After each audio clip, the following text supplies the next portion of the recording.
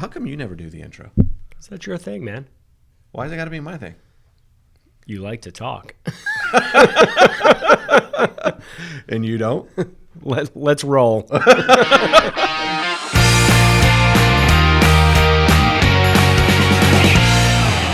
Welcome to another episode of the Contacts to Contracts podcast. I am Bryan Lovell, again here with Mr. John Jones. What's up, dude? What's up, man? How are you? I'm fantastic. Dude, we've had a pretty fun day so far. It's been enjoyable, And yes. now we're here settling in Yep. for a conversation. So, I figured today we could have a conversation about, there's a question out there in our industry, the mortgage industry, about whether loan originators truly have an uncapped earning potential or not. What are your thoughts? I think that's a yes and a no. A yes and a no. Yeah, probably more to the no. I don't think their income's capped. Yeah, I don't either, but I think that I think it's easy to put yourself in a situation as a loan originator where you could cap yourself. Now, let me ask you this. Why do LOs get in? Why does a loan officer get into the mortgage business? Because they had a friend that said, get in the mortgage business, you can make a lot of money, potentially, and have a lot of free time, or essentially make your own schedule, flexibility. Okay. I mean, I think those, typical LO, typical realtor, why they became realtors and or mortgage loan officers, those two things. Lots of money opportunity, lots of time. All right. So the draw is I can have this uncapped income potential, and I can kind of make my own schedule. I don't got to clock in. I don't got to do the 9 to 5. I don't go to one office every day. And that certainly are some of the appealing things about it. Correct. Let me ask you a question, though. What's the hustle like? The hustle's for the ones that don't get in it for time. Okay. So you're saying to make... I mean, we all know that there are some that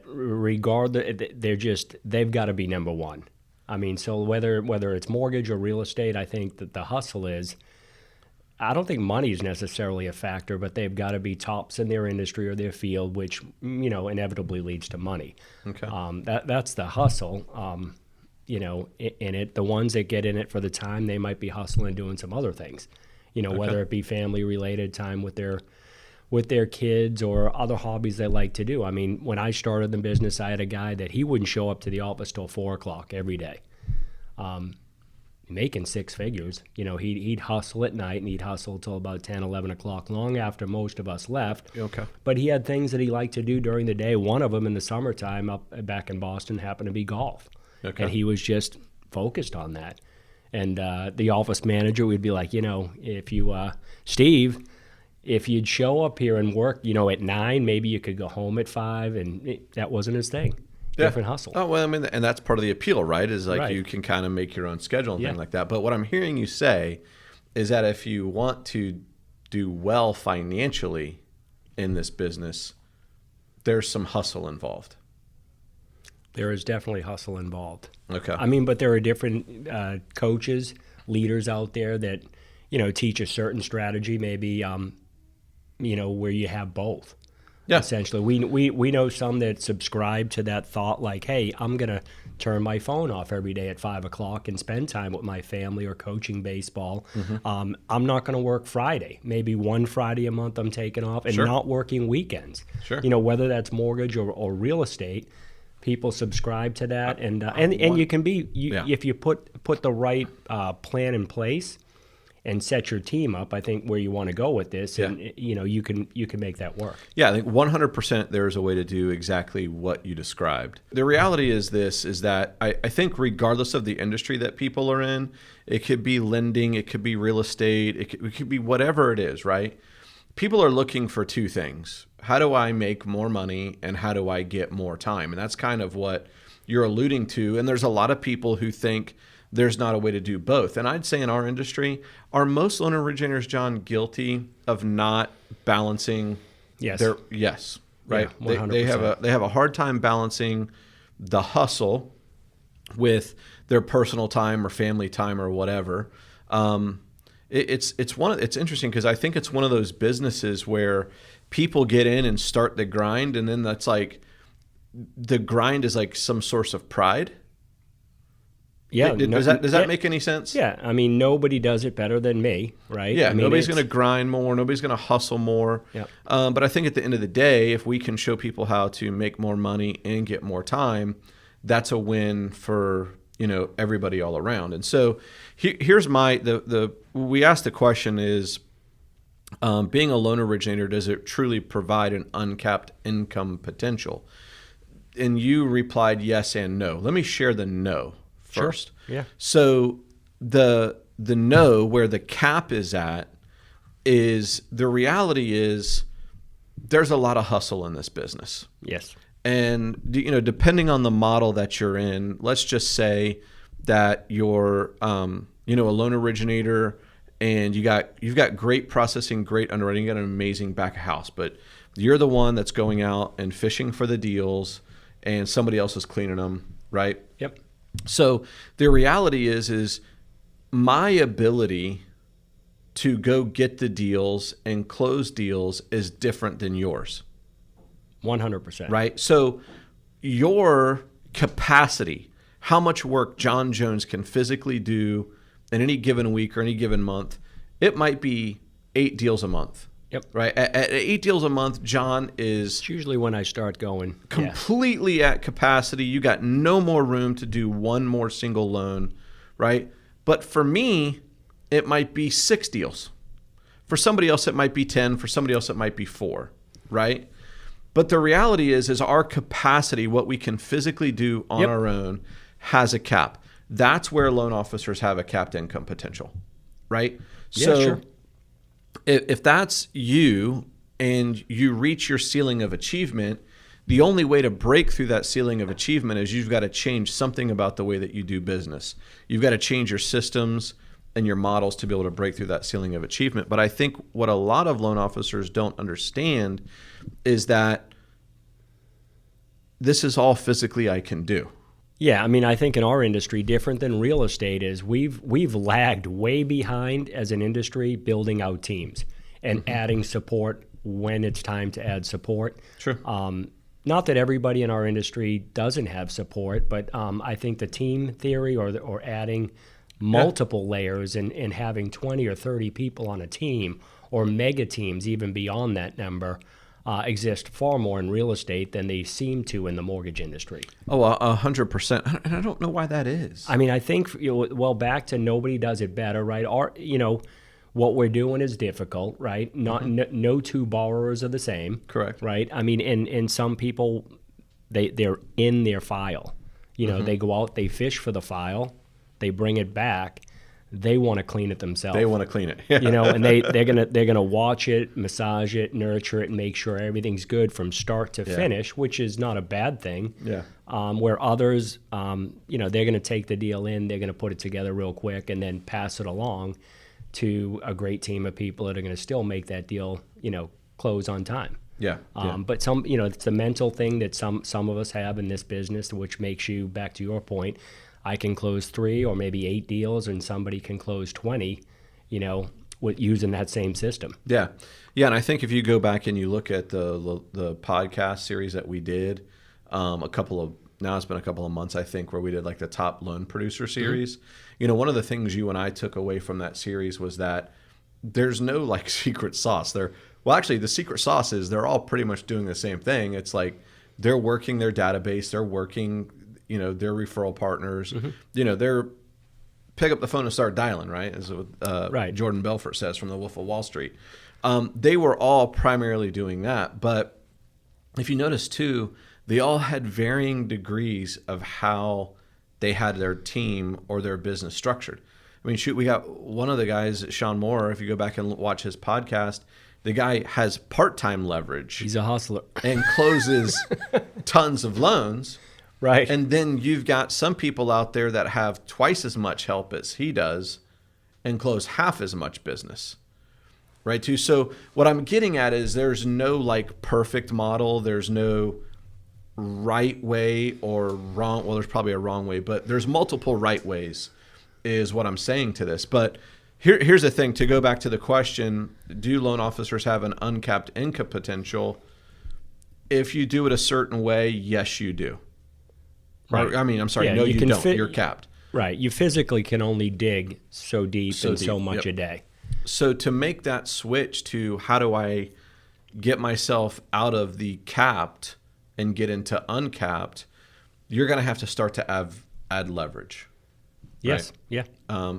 And by the way, I think, a lot of people in our business, our industry, they look at leverage as a loan processor.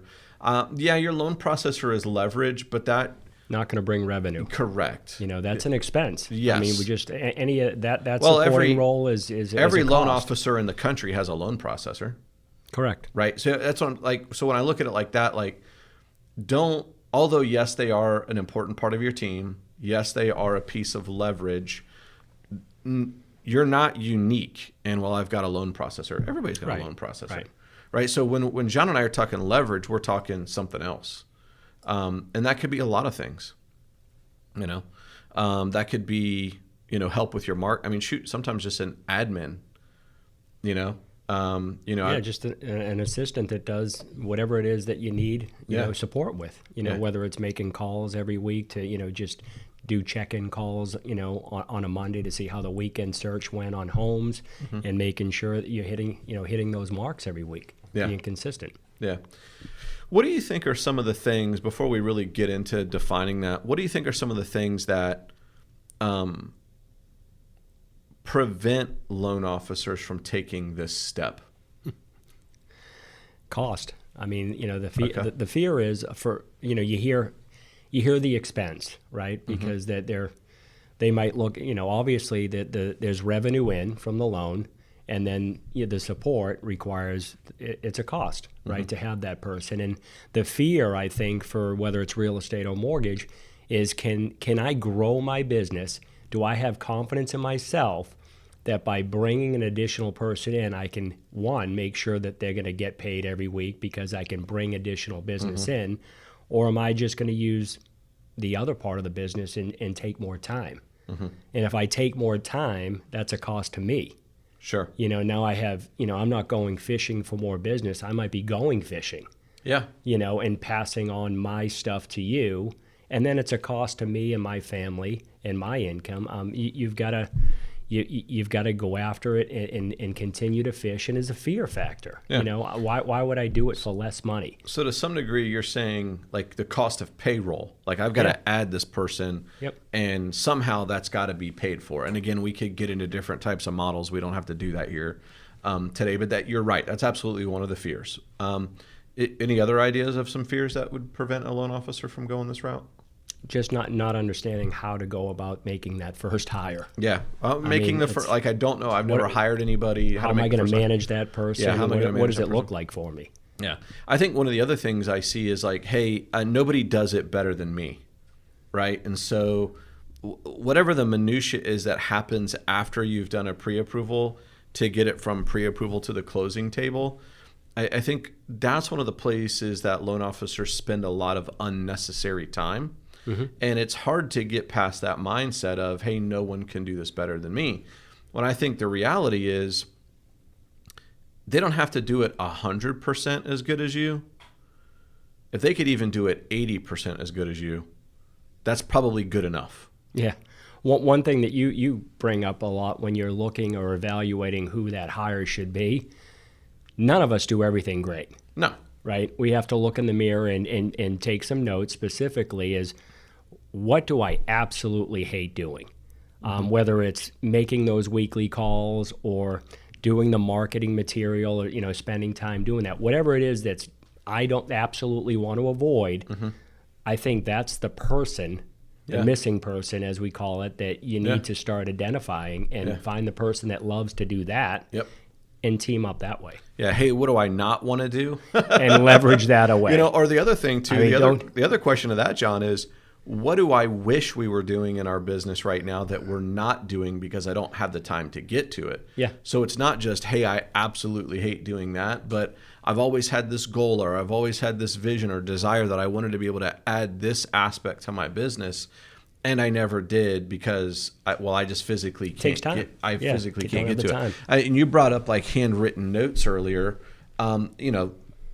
listen, by the way, I still think there's a huge value in handwritten notes, but somebody who's truly, truly slammed busy is never going to take the time to write handwritten notes. Right. Right. But you could get leverage to write handwritten notes for you. 100%. You know, Yeah. Because the person receiving it doesn't know that it's not your handwriting. This is true. you know, And in some cases, it's not going to look good if it's my yeah, handwriting. yeah. You don't, yeah. A handwritten note from me, you're going to be calling me going, "Hey, dude, thanks for the note. I could read Bryan." Right. You know, so. So anyways, I think those are some of the things that I don't know what to pay them, or I'm afraid to pay somebody payroll. I don't know how to hire. I've never done that before. And anyways, whatever I'm going to have them do anyway, I could do better. So I'm just not even going to bother with that. Yeah, I mean, to me, the fear goes back to, not we don't, in this business, when Bryan talks about me closing 8 units a month, let's just say that's my number. I don't just get to 8 and stop and say that's my capacity, and then the next month I do another 8, right? And that doesn't roll on that way. Typically what happens is I might do 8 a few months in a row, but for whatever reason along the way, things happen. And now my fear is, what if I only do 2 or 3? Yes. What does that look like for me? Yes. Like, I mean, many of us, in fact, I would say probably 80% of anybody in sales, but specifically real estate and mortgage, we all recognize what this looks like throughout the year. Yeah. That's right? the roller coaster. We don't trade along even the whole year, Yeah. right? Pick a number and go. So it's very erratic. There's, people entering our industry. There's no guarantee pay. No. We're 100% commission, commission, just like a realtor. So if we're not hustling and bringing in new business, there's the fear. Yeah. And I think, where for a loan officer, you talk about, okay, so the next step to get that uncapped earning potential, what we're saying is you've got to start to leverage and make some hires. You got to build a team, build a business. And the reason for that is you really want to narrow your job, right? So when you're a single LO, you're everything. Your marketing, your sales, your relationship building, your follow-up, name all of the stuff. You're all of it, okay? When you start to get some pieces of leverage, you're giving away parts of your role to other people. And ideally, you're giving them to parts of people who are better that, like, I know for me, like, I'm not a detail-oriented person, okay? So, Ditto. yeah. So, like, it will absolutely cripple me. And the analogy I give from time to time is I can balance a checkbook, okay? I know most people don't do that anymore. I still do. Okay. But I can balance a checkbook, but it's not going to be 100% accurate. It's probably going to take me a while to do it, but I could give that to somebody else who is going to balance it to the penny in half the time as me, right? Because that's what they're good at. They're good at the details. Like, I'm not good at the details. So if I can leverage that off, because again, let's use the analogy. If it took me, and it doesn't really do this, but if it took me 2 hours to balance my checkbook, but it took somebody else 30 minutes, and I leverage that to them, I got 2 more hours into my life. What could I do with them? Now, if I use those 2 hours on the things that I'm really good at, I'm probably going to get a couple more loans. Bringing in more business. Right? And that's really what it comes. Or the other side of that coin is I'm going to use that 2 hours to, balance my work-life balance, Yep. I talk about leverage. I've talked about this before too. Like a couple of years ago, I made the decision that I wasn't going to mow my lawn anymore. Okay. Now, here's the crazy thing is I actually enjoy mowing the lawn. Right. I know you still mow yours. I know you love doing it. Right. Yep. Sometimes you mow it more than once a week. I don't really get that, but that's you. So, I used to really enjoy mowing my lawn. But what I uncovered is in my role, I work late hours. Sometimes I travel. So the time that I was doing the lawn was on typically Saturday mornings.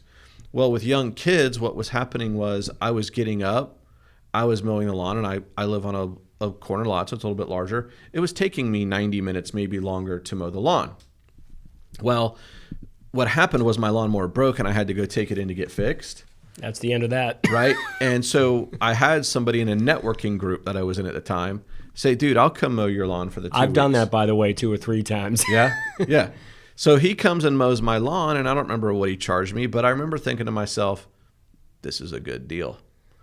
And now I get my Saturday back, right? So I'm looking at having my lawn mowed by somebody else as leverage. You know, I think it cost me like $110 a month to get my lawn mowed. Yep. But how many hours a month am I getting back to be able to do whatever it is that I want? So like, you know, you can't look at leverage just as, you know, some people might go, well, dude, that's kind of vain. You can't mow your own lawn. Why would you spend that money on something like that? There's so many other things you could spend your money on. Well, for me, spending that money gave me something that I desired, which was time with my kids on a Saturday morning. So I know that was a really long explanation or analogy to basically say, if you took that over to your professional life. Stop mowing your lawn.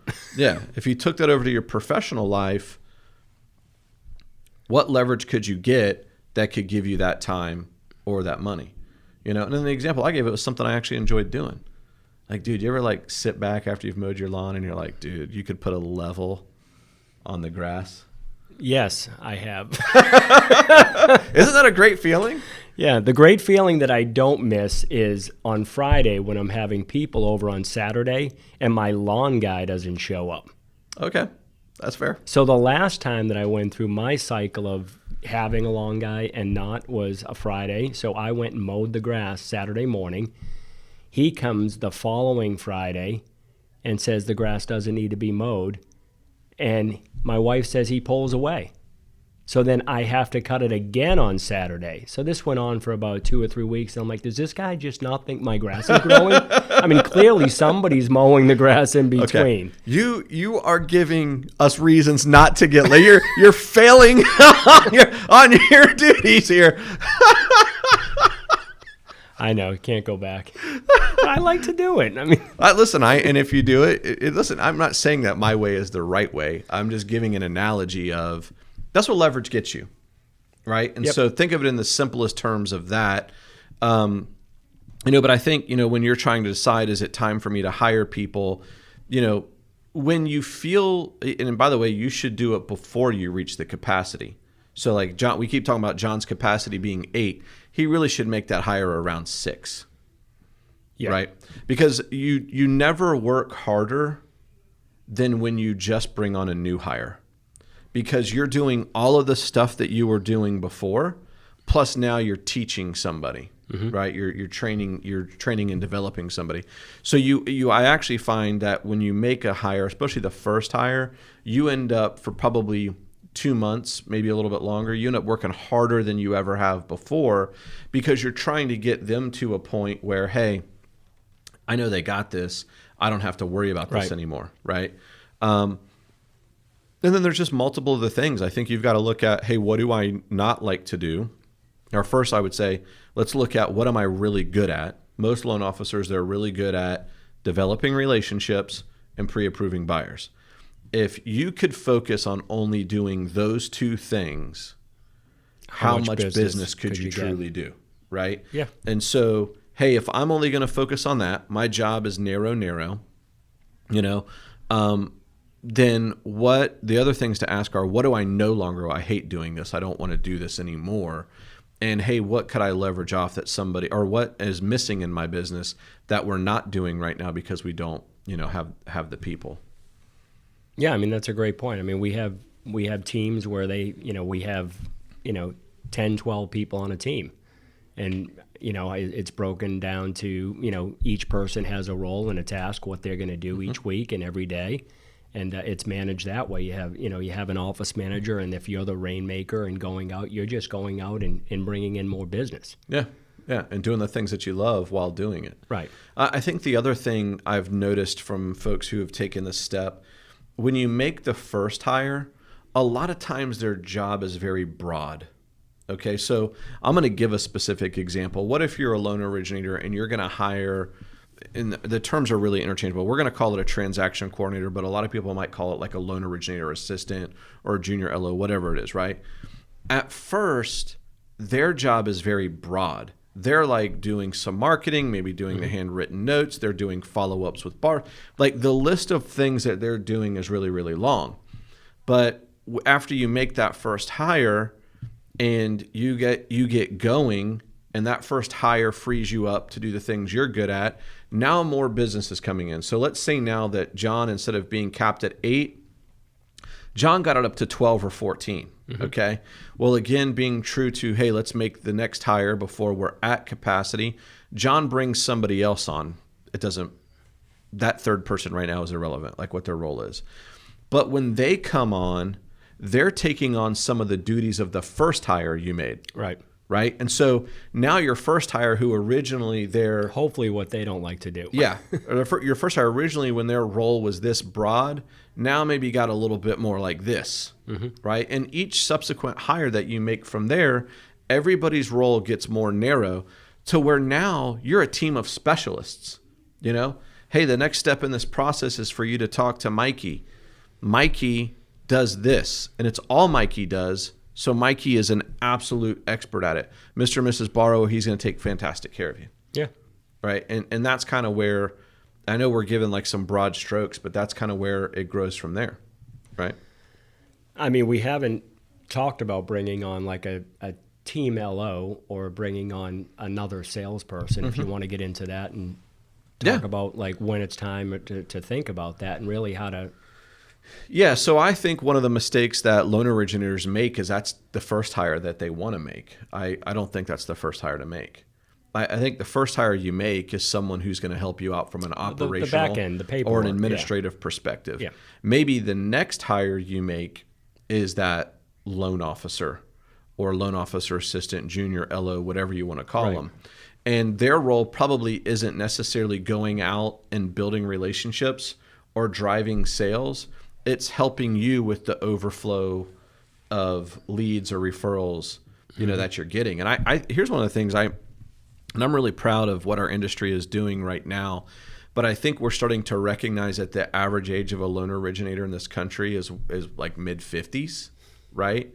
And we don't have, that's average. That means there's some that are considerably older than that, right? Yeah.